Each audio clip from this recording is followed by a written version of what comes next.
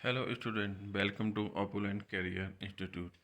Today we are discuss on anatomy of skeletal system, its bony structures, its bone growth, its vessels and many type of bones. So firstly we are discuss anatomy of skeletal system. जैसे कि हमने previous class के अंदर पढ़ा था anatomy क्या होती है, physical structures of the body. तो अभी हम स्टार्ट कर रहे हैं स्केलेटल सिस्टम। स्केलेटल सिस्टम के अंदर फर्स्ट स्ट्रक्चर से bone. What is bone? Bone क्या होती है? तो bone is made up of several type of tissues working together. It consists the bony tissue, cartilage, and adipose tissues, nervous tissues. That means जो bone है वो कई तरह के टिश्यूओं से मिलके बनी होती है जो एक साथ साथ काम करते हैं। उसके अंदर है cartilage, connective, adipose and nervous tissue.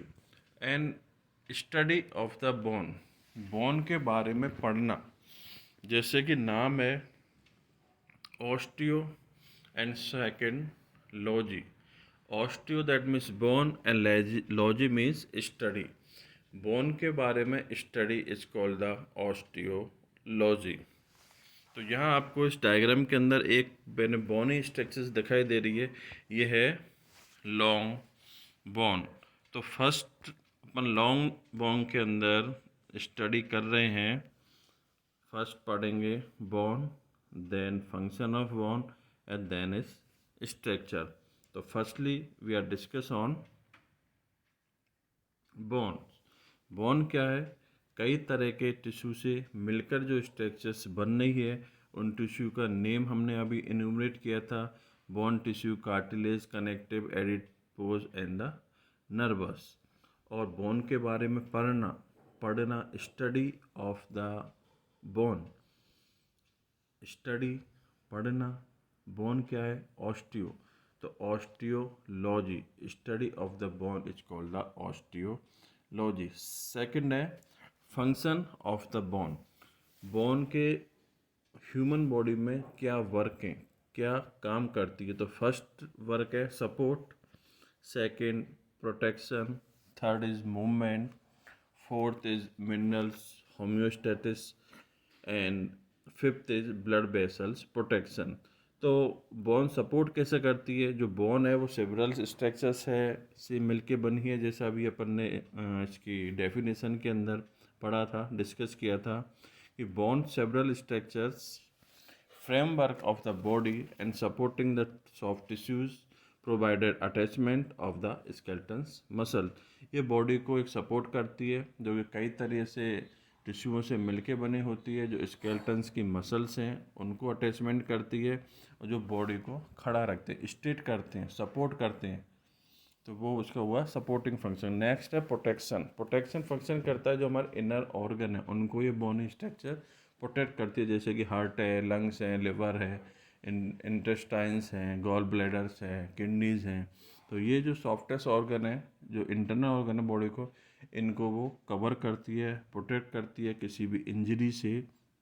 तो ये हुआ सेकंड फंक्शन। थर्ड है असिस्टेंट इन मूवमेंट। मूवमेंट में चलने फिरने, दौड़ने, भागने, जंपिंग मूवमेंट में ये बैलेंस बना के रखती है, तो मूवमेंट में भी हेल्प करती है। नेक्स्ट है मिनरल हीमियोस्टेटिस। ये स्पेशली जो हमने सुना होगा आपने, जैसे कि कैल्शियम बोन के लिए हेल्पफुल है, फॉस्फोरस बेल बोन के लिए हेल्पफुल है। तो ये इन सब का जो जो मिनरल्स हैं, जैसे कि कैल्शियम भी एक मिनरल्स है, फास्फोरस भी मिनरल्स है, इनको ये अपने अंदर स्टोर करती है एंड रिलीज करती है ब्लड के अंदर। नेक्स्ट है ब्लड सेल प्रोटेक्शन। जो हमारे ब्लड सेल्स हैं, जैसे कि WBC है, RBC है, इनको ये अपने अंदर हीमोपोइसिस करती है। That means making of the blood. एक ब्लड बनाने की जो प्रोसेस है उसको हम कहते हैं हीमियोपोइसिस। जो बोन के अंदर रेड बोन मैरो होता है वो प्रोड्यूस करता है RBC, WBC and the platelets. ये एक प्रोसेस है जिस प्रोसेस को हम कहते हैं हीमियोपोइसिस वो भी बोन करती है। नेक्स्ट हम पढ़ते हैं बोन स्ट्रक्चर्स। इस डायग्राम के अंदर आपको एक लॉन्ग बोन दिखाई दे रही है। ये कंप्लीट जो बोन है ये है लॉन्ग बोन। तो बोनी स्ट्रक्चर्स के अंदर हम एक लॉन्ग बोन के बारे में पढ़ रहे हैं। वो लॉन्ग बोन ह्यूमरस भी हो सकती है, फीवर भी हो सकती है, टिबिया फिबुला, रेडिएशन, ये जो डिफरेंट टाइप ऑफ नेम है हम आगे जब स्केलेटन सिस्टम के डिवीजन करेंगे तो उसमें सारी बोनें वन बाई वन करके आएंगे। तो इस डायग्राम के अंदर आपको एक लॉन्ग बोन दिख रही है। इसके अंदर एक पार्ट है, ये पार्ट आर्टिकुलर कार्टिलेज है। एक ये मेटाफाइसिस दिख रहा है, diaphysis. Next different type of lines हैं, endometrium, compact, medullary, yellow, periosteum. इनको हम वन बाई वन करके अभी स्टडी करेंगे। तो फर्स्ट पार्ट दिख रहा है a proximal epiphysis, proximal epiphysis, proximal diaphysis, metaphysis. ये मैंने इन्यूमरेट किया हुआ है। तो इसके अंदर फर्स्ट अपन पढ़ते हैं आर्टिकुलर कार्टिलेज। इस बोन का जो राउंडेड प्रोजेक्शन है, राउंडेड जो भाग है ये बाहर वाला, वो है आर्टिकुलर कार्टिलेज, जो कि अनोदर पार्ट से जाके जुड़ता है। नेक्स्ट है मेटाफाइसिस। मेटाफाइसिस का एक सिंपली मीनिंग है, मेटा मीन्स बिटवीन, कि जो पार्ट प्रॉक्सिमल एपिफाइसिस और डायाफाइसिस के बीच में है, तो this part is called the metaphysis. और डायाफाइसिस क्या है? ये जो सिलेंड्रिकल पार्ट है, ये जो लॉन्ग सिलेंड्रिकल पार्ट है, इज कॉल्ड द डायाफाइसिस। और प्रॉक्सिमल डायाफाइसिस क्या है? जो ये जो ऊपर वाला मेटाफाइसिस और डायाफाइसिस के बीच में ये जो neck region part just metaphysis के नीचे वाला, ये है proximal diaphysis.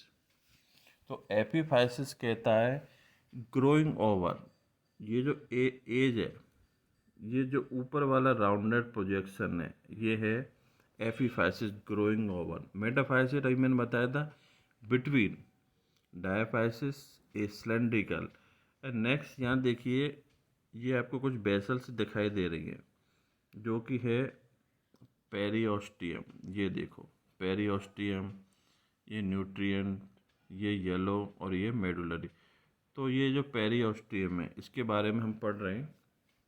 Periosteum that means the rounded, a layer है जो कि बोन को चारों तरफ से कवर करती है। A layer that surrounds the bone surface where it is not covered by the articular cartilage.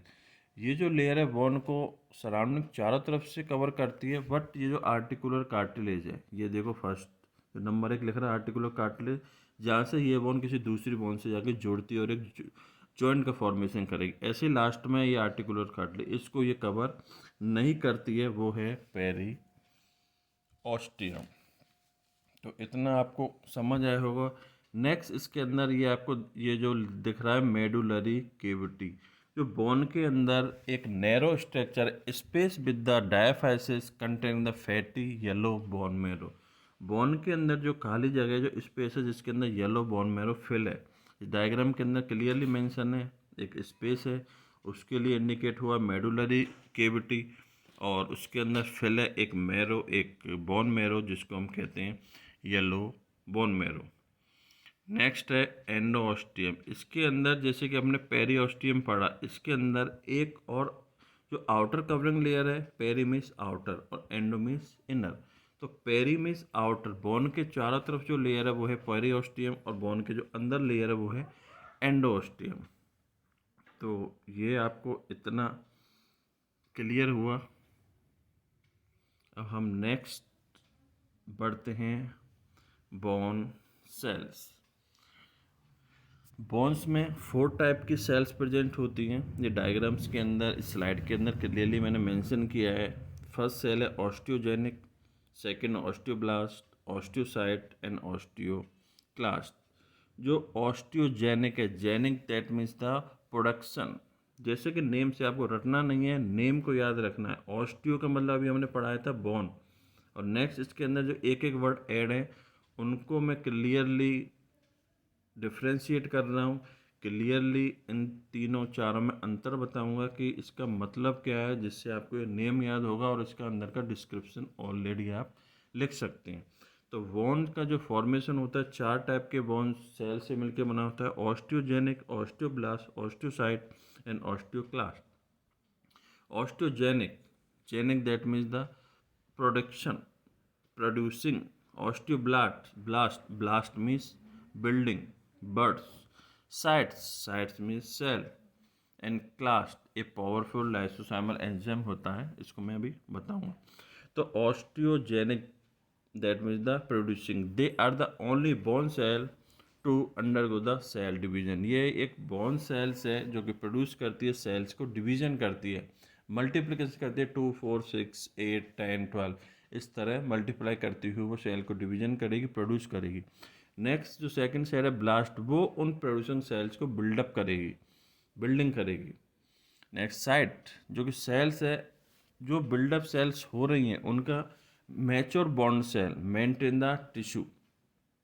जो थर्ड नंबर की सेल है ये क्या करती है, जो बिल्डअप सेल हुई हैं उनको इकट्ठा करके टिश्यू में कन्वर्ट कर देती है और एक बड़ा सेल्स बनाती है, बड़ा टिश्यू बनाती है, ग्रुप ऑफ सेल बनाती है। नेक्स्ट फोर्थ नंबर है osteoclast. Here the cells release the powerful lysosomal enzyme and acid that digest the protein, minerals component of the underlying the bone cell। जो osteoclast है ये बहुत ही powerful enzymes and acids इसके अंदर present होते हैं जो कि डाइजेस्ट करती है प्रोटीन्स को और मिनरल्स कंपाउंड्स को।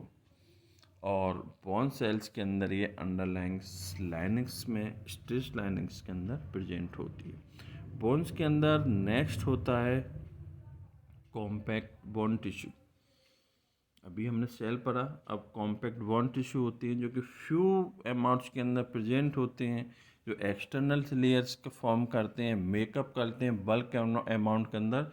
जो डायाफाइसिस लॉन्ग रीजन का, ये जो अपन ने ये सिलेंड्रिकल पोर्शन अभी बताया था डायग्राम में, ये लॉन्ग सिलेंड्रिकल पोर्शन ये कहलाता है डायाफाइसिस का। इसको बिल्डअप करने में बहुत हेल्पफुल है कौन, कॉम्पैक्ट बोन टिश्यू। और इसका काम क्या होता है, ये सपोर्ट करता है, रेस्ट्रेंट करता है एनी स्ट्रेस प्रोडक्शन को, वेट लिफ्टिंग को एंड मूवमेंट को। जैसे हम जंप करते हैं, कोई वजन उठाते हैं, तो उसके लिए सबसे ज़्यादा जो बॉडी के लिए हेल्पफुल है वो है कॉम्पैक्ट बोन टिश्यू। नेक्स्ट होता है स्पंजी बोन टिश्यू, जो कि क्या करता है, स्पंजिंग बॉडी के अंदर जो कि फ्लेक्सिबिलिटी होती है ओवर वेटिंग की वजह से, किसी भी वेट लिफ्टिंग के लिए या जंपिंग के टाइम पे, तो उसको बोन को ब्रेक होने से बचाने के लिए जो हेल्पफुल है वो है हमारा स्पंजी बोन टिश्यू, जो कि किसके अंदर प्रेजेंट होता है, लॉन्ग बोन्स के अंदर। नेक्स्ट हम पढ़ते हैं बोन्स के अंदर ब्लड सप्लाई। तो बोन्स के अंदर 4 टाइप की आर्टरीज एंड वेन होती हैं, जो कि periosteal artery, nutrient artery, metaphysis artery and epiphysis artery. पहले हम ये डिफ्रेंशिएट कर लेते हैं कि आर्टरी और वेन होती क्या है। जो आर्टरी है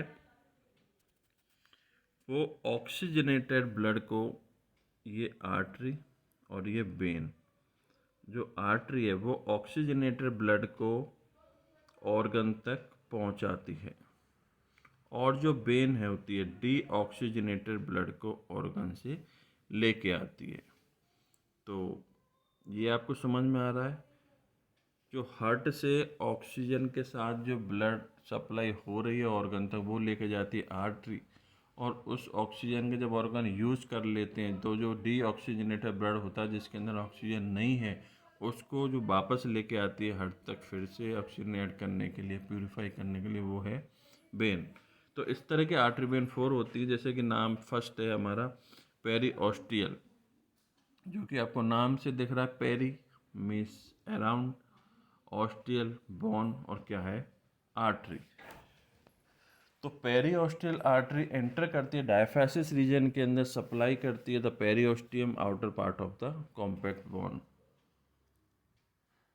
जो पेरीओस्टियम है, ये जो डायफाइसिस है यहाँ होती है पेरीओस्टियम, ये देखो डायग्राम के अंदर इंडिकेट है पेरीओस्टियम।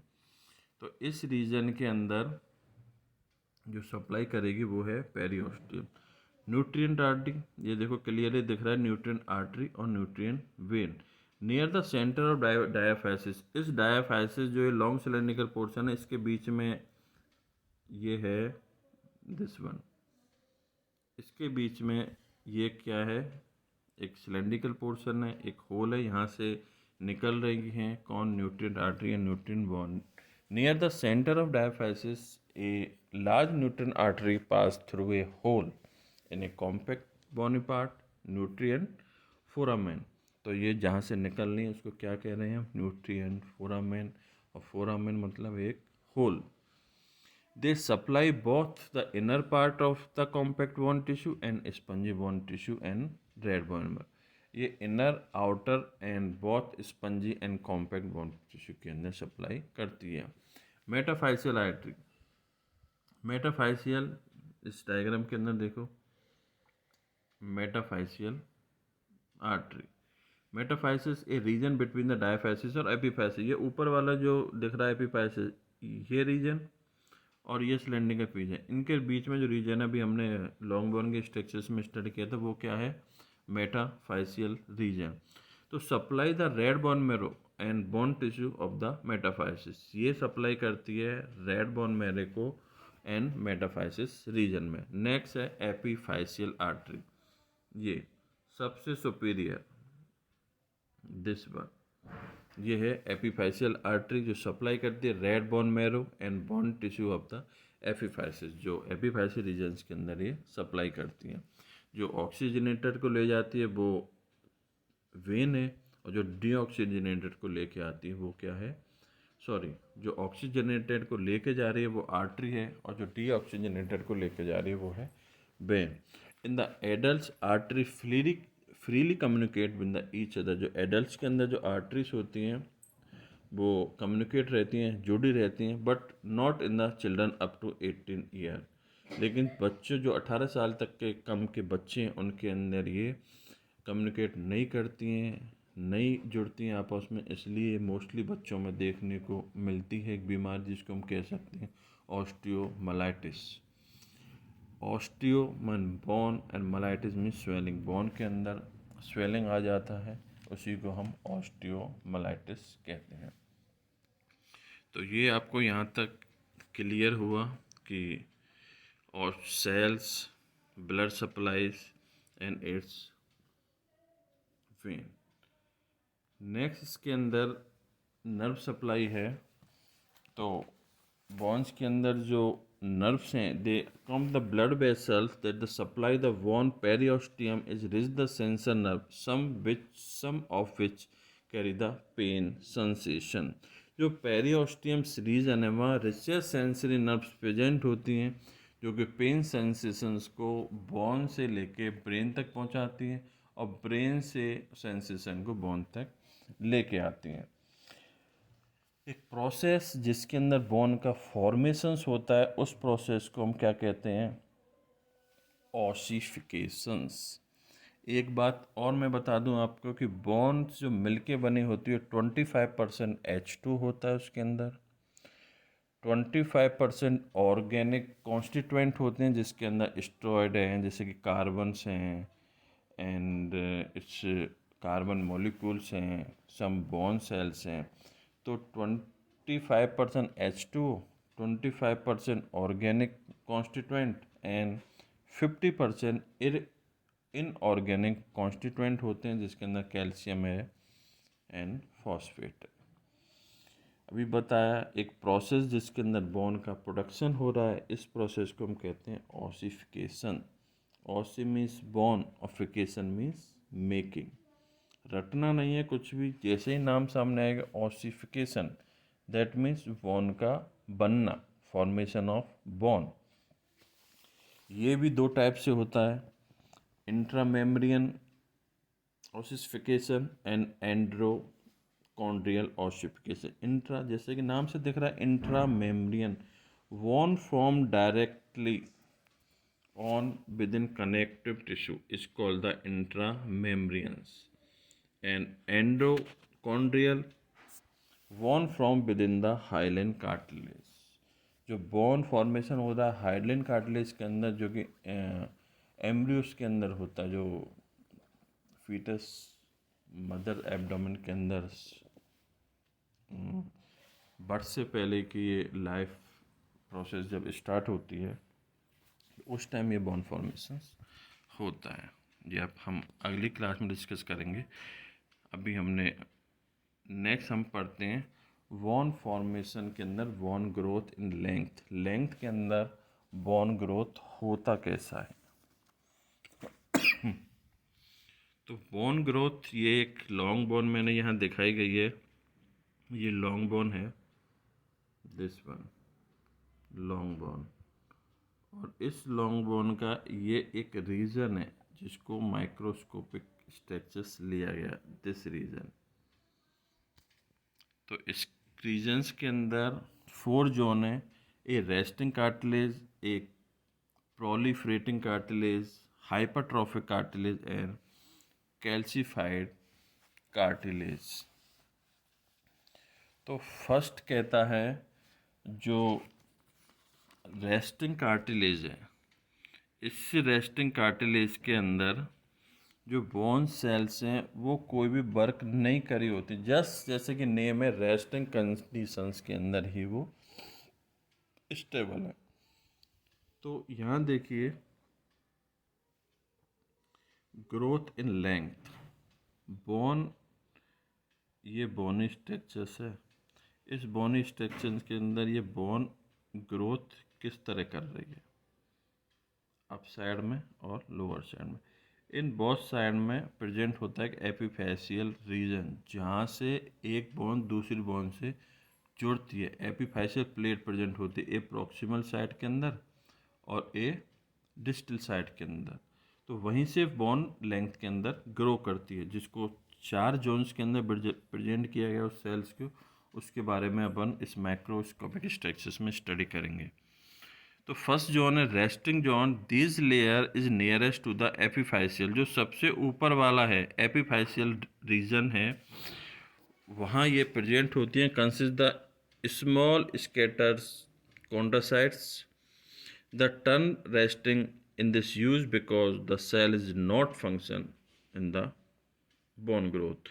जो इस रेस्टिंग जोन्स के अंदर है, जैसा कि रेस्ट नाम दिख रहा है आपको, इस जोन के अंदर बोन कोई भी ग्रोथ काम नहीं करती है, ग्रोथ नहीं करती है, जस्ट रेस्टिंग कंडीशंस के अंदर प्रेजेंट होती है।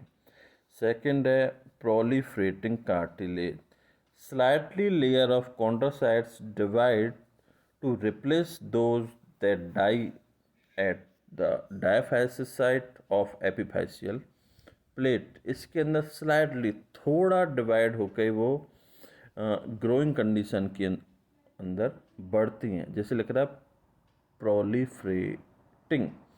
थर्ड जोन है हाइपरट्रॉफिक, जैसा कि इसका नाम है हाइपर, बढ़ना। इसके अंदर जो cartilage and maturation of cell है, इस डायग्राम के अंदर देखो, हाइपरट्रॉफिक, प्रोलिफरेटिंग, कैल्सिफिकेशन दिख रहा है। इसके अंदर जो रेस्टिंग जोन था, यहाँ रेस्टिंग जोन है, यहाँ कोई वर्क नहीं किया सेल्स ने। इसके अंदर थोड़ा म्यूटिस कंडीशंस के अंदर वर्क करती हैं। हाइपरट्रॉफिक के अंदर वो मैच्योर होती हैं, इधर देखो इस डायग्राम के अंदर, यहाँ इसके अंदर वो मैच्योर हो रही हैं। और नेक्स्ट है fourth calcified, the diaphyseal border of the epiphyseal plate is firmly cemented to the bone of diaphysis. इसके अंदर फ्रेमली वर्क करती हैं, समानांतर चिपक जाती हैं, वर्क करती हैं, वो होता है कैल्सिफिकेशंस। हाइपरट्रॉफिक के अंदर क्या हुआ, सेल्स का साइज बढ़ा, और हाइपरप्लेसिया के अंदर क्या रहा, नंबर ऑफ सेल्स बढ़ गया। और यहाँ जो कैल्सिफिकेशन जोन है, इस जोन के अंदर क्या हुआ, जो सेल्स हैं वो सेटल हो गए, एक तरह से उनका डाई हो गया, सीमेंटेड, वो हार्ड हो गई और उन्होंने एक डायाफाइसिस रीजन का निर्माण किया, जो कि डायाफाइसिस अभी बताया था, मेटाफाइसिस और डिस्टल मेटाफाइसिस के बीच में लॉन्ग सिलेंडर का पोर्शन है वो है डायाफाइसिस रीजन। तो ये आपको जहाँ तक है समझ में आ गया होगा, इस डायग्राम में सारी चीज़ें क्लियर हैं, आपको कहीं भी कोई भी डाउट इसके अंदर नहीं छोड़ा गया है। अब नेक्स्ट हम पढ़ते हैं, ये बोन अभी हमने पढ़ा है कि ये लेंथ में कैसे ग्रोथ करती है, अभी ये विड्थ में कैसे ग्रोथ करती है। तो बोन्स विड्थ के अंदर किस तरह ग्रोथ करेगी, किस तरह बढ़ेगी, तो इस डायग्राम के अंदर देखिए, फर्स्ट आपको दिख रहा है ऑस्टियोब्लास्टिक रीजन, यहाँ देखिए ये ए सेकंड, ए थर्ड और ए फोर्थ, यहाँ आपको ये क्लियरली दिखाई दे रहा है। इसके अंदर बोन ग्रोथ विड्थ में किस तरह बोन का फॉर्मेशन होती है, बोन की चौड़ाई किस तरह बढ़ती है, वो हम इस डायग्राम्स के अंदर पढ़ेंगे। अभी तक हमने लेंथ के बारे में पढ़ा था, अब हम पढ़ते हैं विड्थ के बारे में। The ridges is periosteum create the groove and periosteal blood cell. यहाँ इसमें ये बोन्स, इस पेरिओस्टियम जो आर्टरी है, इसका एक एजिंग ग्रुप बना है, जस्ट इसको कवर करने जा रही है। सेकंड के अंदर द बोनी रेज एनलार्ज, ये जो बोनी एरिया है ये वाला इधर, ये एनलार्ज हुआ, थोड़ा बड़ा हुआ और मीट हुआ, इस आर्टरी को चारों तरफ से इसने कवर करना शुरू किया, एक टनल बनाया, एक तरह से गुफा बनाई, टनल। थर्ड के अंदर पेरिओस्टियल ने कंप्लीटली आर्टरी को कवर कर लिया, एंड ऑस्टियम बना लिया, एक बोन मैट्रिक्स बना लिया, एक नैरो कैनाल बना लिया, और इसको कवर करने के बाद इस रीजन के अंदर देखो सेकंड फिर एक एज बनना शुरू हो गया, तो बोन का मैचुरेशन हुआ। एंड लास्ट के अंदर जो ये सेंट्रल कैनाल का फॉर्मेशन हुआ है, ये सेंट्रल कैनाल, और इधर फिर ये दूसरा, तो इसके अंदर थर्ड के अंदर इतना मैचुरेशन नहीं है जितना फोर के अंदर है, तो इसने कई सारे लेयर्स उसके अराउंड बनाया, इसको एक कैनाल के अंदर बंद कर लिया, जिसको हमने कहा सेंट्रल कैनाल ऑफ ऑस्टियन। और नेक्स्ट जो आर्टरी है उसकी फिर ग्रूमिंग बनना शुरू हुई, उसको एज से कवर किया, और नेक्स्ट ऐसे ही इसका फिर से फॉर्मेशंस कंप्लीट होगा और ये सेल स्ट्रॉन्ग बनती जाएगी। ये क्लियरली देखो इस डायग्राम के अंदर दिखाई दे रहा है। फर्स्ट के अंदर एज बनना शुरू हुआ, सेकंड में इसने कवर किया, थर्ड डायग्राम के अंदर कंप्लीटली कवर करके कैनाल का फॉर्मेशन किया और सेकंड के लिए प्रिपेयर हो गया। इधर देखो ये फोर्थ के अंदर कैनाल मैच्योर हुई, एक टनल का फॉर्मेशंस किया और फिर एक नेस्ट को कवर अप करना शुरू किया। इसके अंदर सरकमफेरेंस लेवल बढ़ गए फिफ्थ के अंदर। सिक्स के अंदर ये पेरी ऑस्टियम्स लेयर के अंदर सेंट्रल कैनाल्स का न्यू ऑस्टियंस फॉर्मेशन हुआ, और इधर इस एरिया के अंदर देखो, इस एरिया के अंदर कितने सारे ये बढ़ गए, ये नंबर ऑफ सेल्स का प्रोडक्शन होता जा रहा है। अब इसके अंदर यदि इसको हम हॉरिजॉन्टली कट करते हैं यहाँ, तो ये इस बोन को हमने ऐसे कट किया, ये इन्फेंट स्ट्रक्चर्स, चिल्ड्रन, यंग और ये एडल्ट्स, तो यहाँ समझ में आ रहा है, इसको कट किया। ये ऑसिफिकेशंस का एक प्रोसेस अभी हमने पढ़ा था जो कि हाइलन कार्टिलेज के अंदर हो रहा है, वो फर्स्ट डायग्राम इंडिकेट करता है। सेट चिल्ड्रंस के अंदर मैचुरेशन हुआ, एडल्ट्स के अंदर बोन्स रीअब्जॉर्ब्स हुई एंड ऑस्टियोक्लास्ट पोजीशन के अंदर गई, और इसके अंदर फिर कंप्लीटली एडल्ट के अंदर वो मैच्योर हो गई और बोन का फॉर्मेशन स्ट्रॉन्गेस्ट हो गया। तो ये आपको इस डायग्राम से क्लियर हुआ। नेक्स्ट टॉपिक पढ़ते हैं हम, टाइप ऑफ बोन। बोन कितने तरह की होती हैं। अभी तक हमने पढ़ा बोन कैसे बनती है, बोन होती क्या है, बोन का फॉर्मेशन कैसे होता है, बोन में सप्लाई कैसी होती है। तो ह्यूमन बॉडी के अंदर नंबर ऑफ़ बोन टोटली होती है 206। उसका हम कौन कौन सी होती हैं, किस तरह डिवाइड किया गया है, वो सारा हम डिवीजन ऑफ स्केलेटन में नेक्स्ट क्लास के अंदर पढ़ेंगे।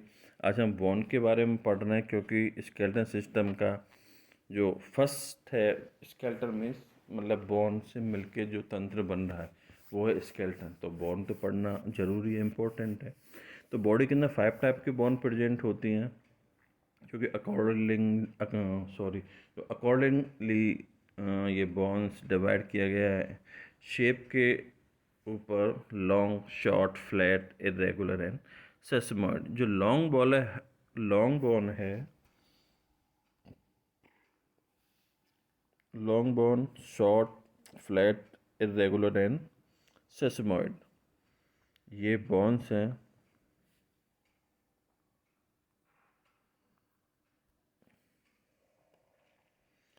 तो लॉन्ग बोन कहता है it's have the greater length than width. ये चौड़ाई के कंपेयर में इसकी लेंथ होती है, लंबाई होती है। कंसिस्ट ऑफ शाफ्ट, शाफ्ट की तरह होती है।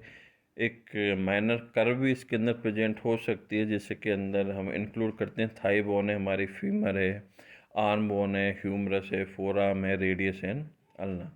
नेक्स्ट है सेकंड है short bone. Short bone are nearly equal in the length. ये लेंथ में कम होती है एंड विड्थ, लेंथ और विड्थ इसका कम ही रहता है, ना तो ज़्यादा चौड़ी होती है ना ज़्यादा लंबी होती है। इसका हम एग्जांपल ले सकते हैं कार्पल। इधर देखो इस डायग्राम के अंदर, ये इसके अंदर ये शॉर्ट बोन है, जो जहाँ दिखाया गया है लेटरल, इंटरमीडिएट एंड मीडियल। ये जो बोन है ये है short bone. Next flat bone, these are generally thin and flattened. ये जो फ्लैट बोन होती है जनरली पतली होती है, फ्लैटेड सरफेस के अंदर होती है, कंसाइडरेबल होती है, प्रोटेक्शन करती हैं ये किसको, हमारे इंटरनल्स ऑर्गन्स को, और कई मसल्स के साथ इनका अटैचमेंट भी होता है। जैसे क्रेनियल बोन है, फ्लैट है। स्टर्नम है, दिस बोन स्टर्नम, ये है also called the breast bone, इसको ब्रेस्ट बोन भी कहते हैं। स्केपुला है जो कि शोल्डर बोन है हमारी, वो फ्लैट है। नेक्स्ट पढ़ते हैं हम इरेगुलर बोन। ये जो बोन है vertebra bone, it's bone is the irregular bone. It's having the complex shape. इसकी जो शेप है वो कई तरह से बिगड़ी हुई होती है। आई मीन इसका ना तो लॉन्ग रहती है, ना शॉर्ट है, ना फ्लैट है। कहीं से फ्लैट है, कहीं से लॉन्ग है, कहीं से शॉर्ट है। जैसे कि इसका नेम है इरेगुलर। तो इरेगुलर शेप होती है जो कि वर्टिब्रा की है ये। और जो हमारी क्लेविकल है शायद आई थिंक वो भी ना, clavicle bones irregular bone. Next है सेसमॉइड। सेसमॉइड दिस वन पटेला। शेशम, शेशम समझ में आ रहा, शीड, बीज की तरह। तो जो बीज की तरह जो बोन है, जो सेसम शीड की तरह दिखाई दे रही है, वही बोन है सेसमॉइड बोन, जो कि हमारे पटेला, नी कैप। ये जो घुटने के ऊपर ये जो बोन होती है ना गोल, ये है पटेला। तो ये है सेसम टाइप बोन। तो स्टूडेंट आज का टॉपिक इतना ही, आज का क्लास फिनिश होता है। आपको ये सारी चीज़ बोन के बारे में कम्प्लीटली बता दिया गया है। बोन फॉर्मेशन कैसे होता है, बोन होता क्या है, फॉर्मेशन कैसे होता है, लेंथ के अंदर कैसे होता है, ब्रेथ के अंदर कैसे होता है, उसके अंदर ब्लड सप्लाई कौन करता है, नर्व सप्लाई कैसे होती है, बोन फॉर्मेशंस को कहते क्या हैं, स्टडी ऑफ बोन को क्या बोलते हैं, आज की क्लास में कंप्लीट होता है। तो थैंक यू।